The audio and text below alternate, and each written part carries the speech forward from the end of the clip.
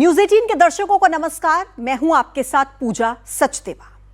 केंद्रीय गृह मंत्री अमित शाह, यह सिर्फ एक नाम नहीं बल्कि पहचान है। पहचान उस व्यक्तित्व की, उस शख्सियत की जो बेजोड़ है और जिसका कोई तोड़ नहीं। अमित शाह ने जो ठाना, जो कहा, वो करके दिखाया। जो वादा किया उसे निभाया। अमित शाह के शब्दों से ज्यादा उनका काम बोलता है, लेकिन जब अमित शाह बोलते हैं तो विरोधी पानी मांगते हैं। फैक्ट्स और फिगर्स के साथ अमित शाह हर झूठ का पर्दाफाश करते हैं और हर फेक नैरेटिव को धराशायी कर देते हैं। 2025 में भी अमित शाह जमकर दहाड़े और विपक्ष की धज्जियां उड़ाती। 2025 में अमित शाह ने अपने बयानों से धमाल मचाया। उनके बयान खूब वायरल हुए।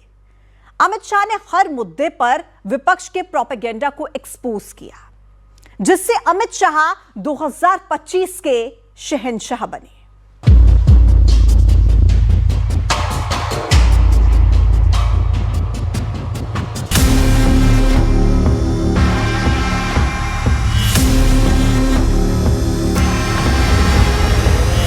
आने वाले दिनों में नक्सलवाद की कॉफिन पर अंतिम कील ठोकने का काम भी करने वाला है। शाह का प्रण, नक्सलवाद से रण। हमारा संकल्प कि 31 मार्च 2026 इस देश को नक्सल समस्या से हमेशा के लिए मुक्त कर हमारे आदिवासी भाइयों बहनों के विकास का रास्ता हम साफ कर देंगे।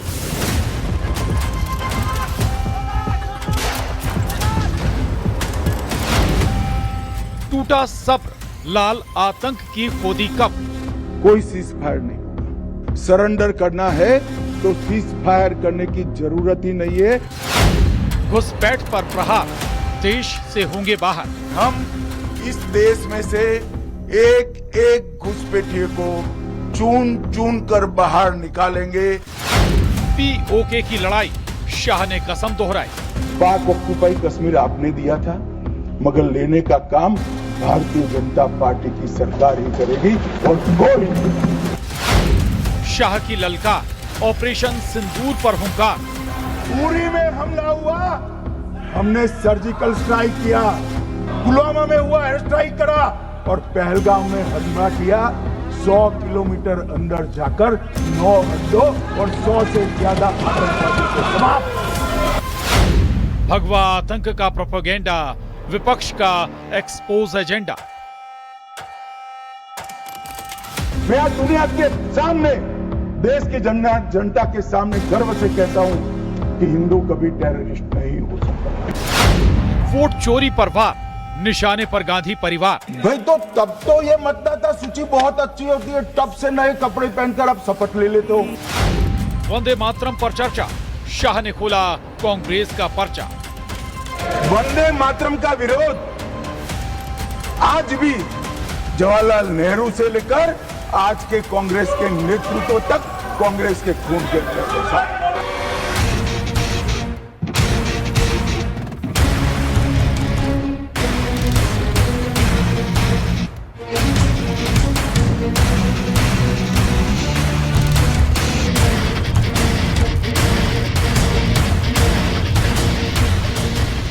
सियासत में जिनका नाम ही काफी, जो सत्ता के साथ साथ संगठन को साधने में हैं माहिर, जिनकी रणनीति कभी फेल नहीं होती, जिनके दाव पेंच अचूक होते, जो हैं कुशल और सख्त एडमिनिस्ट्रेटर, जिनके नाम है धारा 370 से लेकर अंग्रेजी कानूनों को हटाने का कीर्तिमान, जो हैं बेजोड़ रणनीतिकार, राजनीति के अजात शत्रु और प्रधानमंत्री नरेंद्र मोदी के भरोसेमंद। उन्हें कहते हैं अमित शाह।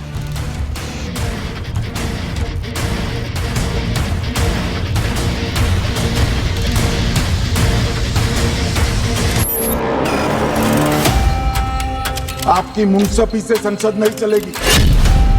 मेरे यहाँ बोलने का क्रम मैं तय करूंगा। इस तरह से नहीं चलेगी संसद। पाली। 2009 का चुनाव हुआ, पूरा ईवीएम से हुआ, ये जीत गए, चुप्पी साध ली। 2014 में सब हम जीते तो कौ कौ कौ कौ कौ कौ। अमित शाह एक बार जो ठान लेते हैं उसे पूरा करके ही दम लेते हैं। 2025 की शुरुआत में अमित शाह ने एक संकल्प लिया और ये संकल्प था नक्सलवाद के अंत का। संदेश दो टूक और साफ, या तो नक्सली सरेंडर करें वरना गोली खाने के लिए तैयार रहें। वो दिन दूर नहीं जब ये देश नक्सल समस्या से हमेशा के लिए मुक्ति प्राप्त कर लेगा। हमारा संकल्प है कि 31 मार्च 2026 तक इस देश को नक्सल समस्या से हमेशा के लिए मुक्त कर हमारे आदिवासी भाइयों बहनों के विकास का रास्ता हम साफ कर देंगे, प्रशस्त करेंगे। कोई सीज फायर नहीं होगा। सरेंडर करना है तो सीज फायर करने की जरूरत ही नहीं है। हथियार डाल दो, पुलिस एक भी गोली नहीं चलाएगी। चाहे देश के अंदर बैठे दुश्मनों से लड़ाई की ललकार हो या फिर आतंकिस्तान से होने वाली नापाक साजिश के खिलाफ हुंकार, अमित शाह ने हर मोर्चे पर एक ऐसा युद्ध लड़ा कि हिंदुस्तान का बुरा चाहने वाला हर कोई मिट्टी में मिल गया। ऑपरेशन महादेव और ऑपरेशन सिंदूर दो इकट्ठा होता है तो दुनिया के सभी आतंकवादी हमलों में सबसे सटीक, सख्त और त्वरित जवाब माननीय प्रधानमंत्री के नेतृत्व में भारत के सुरक्षा बलों ने दिया। तीनों आतंकवादी मारे गए हैं। कोई इंसिडेंट देखिए मान्यवर, देश भर से मुझे बहुत एसएमएस आए थे, विशेषकर जो मारे गए थे उनके परिजनों का, इनके सर में गोली मारिएगा, जब भी मारे तब। तीनों के एनकाउंटर के वक्त तीनों के सर में ही गोली लगा है मान्यवर। अमित शाह के काम करने के तरीके और उनके बोलने की शैली से हर कोई वाकिफ है। शाह जब भी बोलते हैं तो पूरा देश उन्हें सुनता है। उनकी तैयारी हर बार विरोधियों पर भारी पड़ती है। ऐसा नहीं हो सकता मनमोहन सिंह के समय की तरह कि वो आकर मारेंगे और हम चुपचाप बैठे रहेंगे और जाकर चर्चा करेंगे। नरेंद्र मोदी सरकार, ऐसा नहीं हो सकता। डोजियर भेजते रहेंगे। मान्यवर, उरी में हमला हुआ, हमने सर्जिकल स्ट्राइक किया। पुलवामा में हुआ, एयर स्ट्राइक करा, और पहलगाम में हमला किया। 100 किलोमीटर अंदर जाकर 9 अड्डों और 100 से ज्यादा आतंकवादियों को समाप्त। अगर कांग्रेस की सरकार होती तो पाकिस्तान को तुरंत क्लीन चिट मिल जाएगा। रक्षा मंत्रालय की जगह विदेश मंत्रालय काम करता। रातों रात जेरेक्स मशीनों पर डोजियर तैयार होते, डोजियर वहां भेजते थे और फिर चर्चा करते शर्म अल शेख में, और कुछ नहीं करते साहब। और ये हमें सवाल पूछ रहे, कोई अधिकार नहीं है कांग्रेस पार्टी को, भारतीय जनता पार्टी को आतंकवाद के बारे में सवाल पूछने का। मान्यवर, इस देश के अंदर आतंकवाद फैला, पनपा, बढ़ा तो इसका एकमात्र कारण कांग्रेस की सरकारों की लचर और तुष्टीकरण से युक्त वोट बैंक की राजनीति रही है। किसी सदस्य ने ठीक ही कहा था, पैदल यात्रा निकाली, कश्मीर तक गए, अपने कार्यकर्ताओं के साथ बर्फ की होली भी खेले और कहे कि मुझे दूर से आतंकवादी दिखाई पड़ा था। अरे भाई, नजर में ही आतंकवादी है तो आपको सपने में भी आएगा और कश्मीर में भी। हम तो दिखाई देते ही सीधा दो आंखों के बीच में गोली मारते हैं मान्यवर, दो आंखों। हमारी सरकार ना आतंकवाद को सह सकती है, ना आतंकवादियों को सह सकती है। वो अमित शाह ही हैं जिनकी रणनीति से जम्मू कश्मीर से धारा 370 की विदाई हुई, कश्मीर बदला और विकास के पथ पर चला। अब अगला एजेंडा पाक अधिकृत कश्मीर है, जिसका ऐलान खुद अमित शाह ने संसद से किया। पाक ऑक्यूपाई कश्मीर क्यों नहीं लिया, ये क्यों नहीं करा, वो क्यों नहीं करा। पहले तो वो सोचते थे कि कुछ ही नहीं होगा, हो गया तो ये क्यों नहीं हुआ। मैं कांग्रेस पार्टी को कहना चाहता हूं, पाक ऑक्यूपाई कश्मीर आपने दिया था, मगर लेने का काम भारतीय जनता पार्टी की सरकार ही करेगी। 2025 में देश अमित शाह के उस बयान का भी गवाह बना जब लोकतंत्र के सबसे बड़े मंदिर से अमित शाह ने भगवा आतंकवाद के फेक एजेंडे को एक्सपोज किया। बंबई के हमले के बाद आज ये दिग्विजय सिंह चले गए हैं, उन्होंने कहा है तो आरएसएस ने कराया था। मान्यवर, ये क्या बोल रहे हैं? किसके लिए बोल रहे हैं? किसको बचा रहे हैं? क्या कहना चाहते हैं? और हिंदू टेरर का सगुफा किसने छोड़ा? मैं आज दुनिया के सामने, देश की जनता के सामने गर्व से कहता हूं कि हिंदू कभी टेररिस्ट नहीं हो सकता। हम कभी टेररिस्ट नहीं हो सकते। क्या कहना चाहते हैं? फर्जी टाइप के केस बनाए, एक भी केस अदालत में नहीं टिका। देशभक्त संगठनों पर आरोप लगाए आपने, सिर्फ आपकी छिछोरी राजनीति के लिए। सलमान खुर्शीद जी को भी याद करना चाहता हूं। एक बार मैंने बड़े सवेरे में नाश्ता करता था, टीवी पर उनको रोते हुए देखा। मुझे लगा क्या हुआ, कोई बड़ी घटना हो गई। तो रोते रोते वो श्रीमती सोनिया गांधी के घर से बाहर आ गए कि बाटला हाउस की घटना देखकर सोनिया जी फूट फूट कर रो पड़ी। अरे रोना था तो शहीद मोहन शर्मा के लिए रोते, बाटला हाउस के आतंकवादियों के लिए रोना आता है। अमित शाह का मैनेजमेंट, अमित शाह की प्लानिंग, अमित शाह की तैयारी, अमित शाह का संवाद वही अहम फैक्टर हैं जिनकी वजह से विपक्ष हर बार पस्त हो जाता है। अमित शाह जब भी बोलते हैं तो पूरे तर्कों के साथ और पूरे फैक्ट्स के साथ अपनी बात देश के सामने रखते हैं। ऐसा ही एक मौका आया 2025 में जब वोट चोरी के विपक्ष नैरेटिव को अमित शाह ने संसद में अपने अंदाज में धराशायी कर दिया। अब मैं 3 वोट चोरी की घटनाएं बताना चाहता हूं। सबसे पहली घटना हुई आजादी के बाद, देश का प्रधानमंत्री तय करना था। तय कौन करना था? तो उस वक्त के जितने प्रांत थे, इसके कांग्रेस के अध्यक्षों ने, उनके एक एक वोट से तय होना था। अब 28 वोट श्री सरदार पटेल को मिले और 2 वोट जवाहरलाल नेहरू जी को मिले।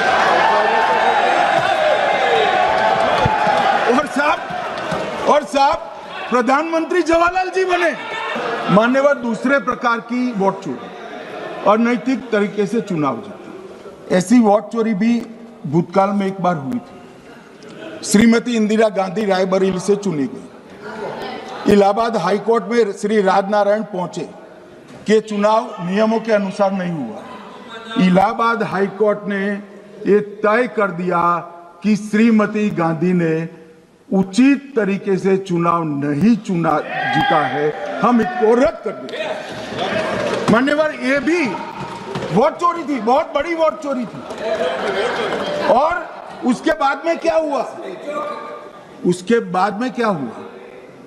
बाद में वो वोट चोरी को ढकने के लिए संसद में कानून लाया गया कि प्रधानमंत्री के खिलाफ कोई केस ही नहीं हो सकता।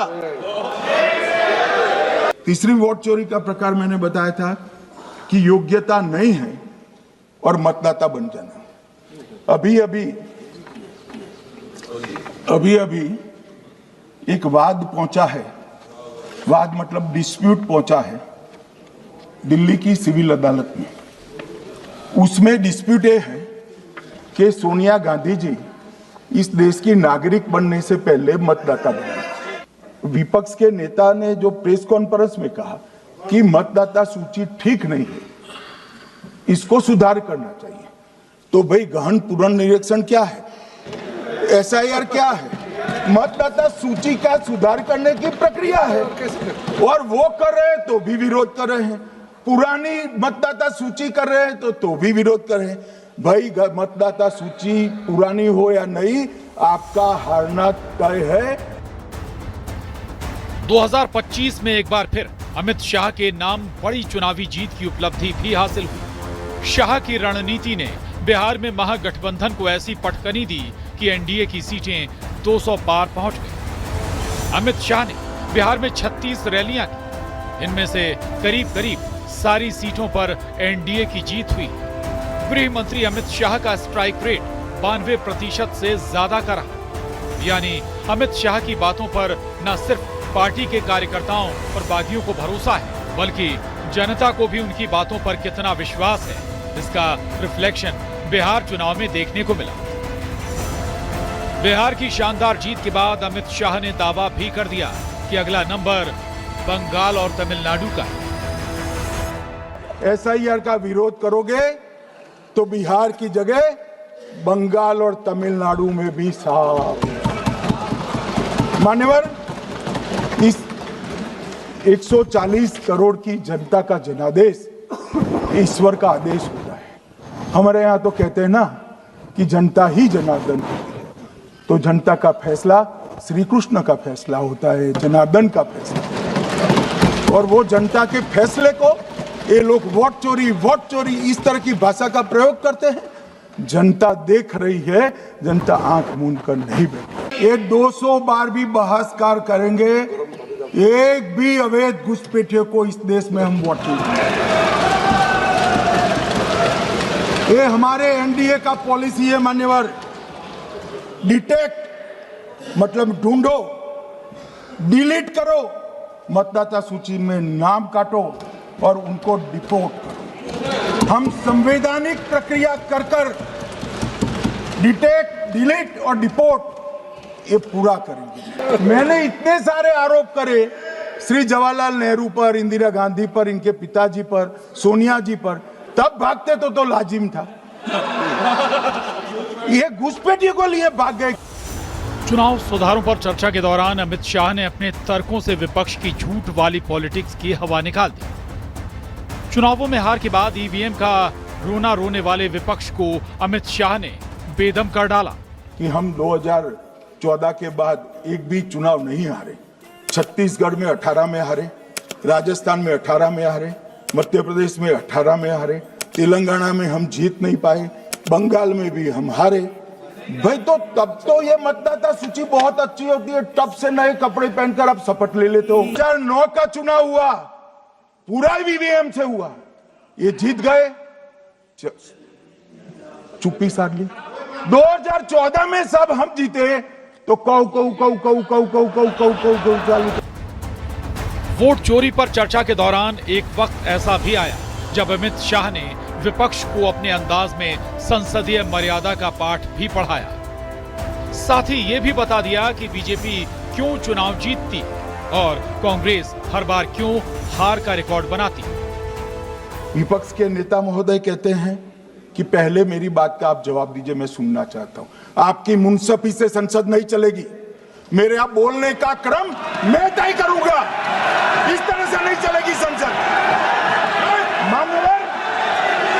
मान्यवर, उनको धैर्य रखना चाहिए, उनको धैर्य रखना चाहिए मेरा जवाब सुनने का। इनकी एक एक बात का जवाब मैं दूंगा, मगर मेरे भाषण का क्रम वो तय नहीं कर सकते, मैं करूंगा क्योंकि मैं बोल रहा हूं। इन्होंने कहा कि वोट चोरी से जीतते हैं, वोट चोरी से नहीं जीते हैं। आपने सर्जिकल स्ट्राइक का विरोध किया इसलिए हम जीते हैं, आपने एयर स्ट्राइक का विरोध किया इसलिए जीते हैं, आपने 370 हटाने का विरोध किया इसलिए जीते हैं, आपने राम मंदिर बनाने का विरोध किया इसलिए जीते हैं, आपने घुसपैठियों को हटाने का विरोध किया इसलिए जीते हैं, आपने सीएए का विरोध किया इसलिए हम जीते हैं, आपने ट्रिपल तलाक हटाने का विरोध किया इसलिए जीते हैं, और आप वन नेशन वन इलेक्शन का विरोध कर रहे हो इसलिए हम फिर से जीते। एक प्रेस में कोई सवाल पूछता है तो कहते हैं बीजेपी के एजेंट को, केस हारते हैं तो जज पर आरोप कर देते हैं, चुनाव हारते हैं तो ईवीएम पर आरोप करते हैं, ईवीएम की दलील अब गले नहीं उतरती तो वोट चोरी का मुद्दा लेकर आए, वोट चोरी का मुद्दा लेकर पूरा बिहार में यात्रा निकाली, फिर भी हार गए। अब हारने का कारण आपका नेतृत्व है, ये हारने का कारण ईवीएम और मतदाता सूची नहीं। और अगर ये मानते हैं मान्यवर, अगर ये मानते हैं कि इनको कोई पूछने वाला नहीं है, भगवान करे मैं गलत पड़ जाऊं, कांग्रेस के कार्यकर्ता इनका हिसाब मांगेंगे। एक दिन कांग्रेस के कार्यकर्ता इनका हिसाब मांगेंगे। 2025 में राष्ट्रीय गीत वंदे मातरम के 150 साल पूरे हुए तो बारी एक बार फिर अमित शाह की आई। संसद में चर्चा हुई और अमित शाह ने एक बार फिर कांग्रेस की तुष्टीकरण वाली सियासत की हवा निकाल दी। मेरे जैसे कई लोगों का मानना है कांग्रेस पार्टी को पसंद आए ना आए, अगर वंदे मातरम के तुष्टीकरण की नीति के तहत 2 टुकड़े न करते तो देश का बंटवारा नहीं होता और देश पूरा होता। वंदे मातरम कांग्रेस पार्टी के आजादी के आंदोलन का एक मंत्र बना था। वो वंदे मातरम के महिमा मंडन करने के लिए जब लोकसभा में चर्चा हुई, गांधी परिवार के दोनों सदस्य नदारद थे, दो में से एक भी। वंदे मातरम का विरोध आज भी जवाहरलाल नेहरू से लेकर आज के कांग्रेस के नेतृत्व तक कांग्रेस के खून के साथ। नए वक्फ कानून को लेकर जब सड़क से सदन तक हल्ला मचा तो एक बार फिर अमित शाह ने मोर्चा संभाला और हर बार की तरह अपने अंदाज में विपक्ष के झूठ का पर्दाफाश किया। शाह ने बताया कैसे भ्रम फैलाकर अल्पसंख्यकों को डराया गया और कैसे डराया जा रहा है और कैसे उस डर की खेती पर वोटों की फसल बोई गई। सीए आया कि मुसलमानों की नागरिकता चली जाएगी। जिन जिन ने भाषण किया है, एक मुसलमान की नागरिकता गई है तो बता दो। मुसलमान भी जानता है। और मैं तो आपके माध्यम से देश के मुसलमानों को अपील करना चाहता हूं, मान्यवर, मैंने बहुत झेला है। एक कहते थे कि सीए कानून मुसलमानों की नागरिकता लेने 2 साल हो गए, एक भी मुसलमान की नागरिकता गई है तो सदन के पटल पर रखी। कितना झूठ फैलाया इन्होंने। मान्यवर, धारा 370 हटाई। एक कह रहे थे मुसलमानों का ये हो जाएगा, वो हो जाएगा। फिर से उमर अब्दुल्ला जीत कर आज शासन कर रहे हैं। आतंकवाद समाप्त हो गया, विकास शुरू हो गया, पर्यटन बढ़ गया। मान्यवर, एक कांग्रेस पार्टी और उसके साथियों ने मुसलमान भाइयों को डरा डरा कर अपनी वोट बैंक खड़ी करने का काम किया। मान्यवर, यहां एक सदस्य ने तो कह दिया माइनॉरिटी इस कानून को स्वीकार नहीं करेगी। क्या धमकाना चाहते हो भाई? संसद का कानून है, सबको स्वीकार करना पड़ेगा। स्वीकार नहीं करेंगे मतलब क्या है? कैसे बोल सकते हैं कोई हम कानून को स्वीकार नहीं करेंगे? एक कानून भारत सरकार का है, हर एक पर बंधन करता होगा और इसको स्वीकार करना पड़ेगा। 2025 में अमित शाह के खूब बयान वायरल हुए। एक बयान वो भी रहा जिसमें सदन के पटल से अमित शाह ने गर्व से आरएसएस की विचारधारा बताई। उन्होंने कहा कि महत्वपूर्ण पद पर आरएसएस की विचारधारा के लोग रख लिए जाते हैं, तो इसमें क्या आपत्ति है भाई? क्या इस देश में कोई कानून बना है कि आरएसएस की विचारधारा वाले हैं उनको कोई महत्वपूर्ण? अरे इस देश का प्रधानमंत्री आरएसएस की विचारधारा वाला है। इस देश का गृह मंत्री आरएसएस की विचारधारा वाला है और जनादेश से बनकर आए, आपकी कृपा से बनकर नहीं आए। कोई आरएसएस की विचारधारा क्या? देश के लिए मरना ही आरएसएस की विचारधारा। देश को समृद्धि के परम शिखर पर ले जाना ही आरएसएस की विचारधारा है। देश की संस्कृति का झंडा बुलंद करना ही आरएसएस की विचारधारा। ये क्या समझाते हैं? हम ऐसे मान लेंगे? हम नहीं डरते साहब किसी से, हम नहीं डरते। मैं मेरी ही बात करता हूं। मैं तो 10 साल का था और नारे लगाता था, आसाम की गलियां सुनी है, इंदिरा गांधी खूनी है। हम तो वहां से लड़ते लड़ते आए हैं, हम नहीं डरते मानिए। अमित शाह, कोई उन्हें राजनीति का चाणक्य कहता है तो कोई उन्हें सियासत का जादूगर। टास्क जितना मुश्किल होता है, अमित शाह की रणनीति उतनी ही सटीक होती और यही कला उन्हें अजेय बनाती। अमित शाह के चक्रव्यूह को भेदने की कला 2 दशक बाद भी उनके राजनीतिक विरोधी ठीक से सीख नहीं सके। 2014, 2019 और 2024 में जीत के बाद अब अमित शाह का चक्रव्यूह अगले 3 चुनावों के लिए भी तैयार है। 2014 से मान्यवर जातिवाद, तुष्टीकरण और परिवारवाद को एक साथ नरेंद्र मोदी ने समाप्त कर विकास की राजनीति इस देश में प्रस्तावित की। पॉलिटिक्स ऑफ परफॉर्मेंस परफॉर्म करिए और चुनकर आइए। 3 टर्म मोदी जी को चुना है और 3 टर्म भारतीय जनता पार्टी की सरकार रहने वाली है। मेरी बात ठीक कर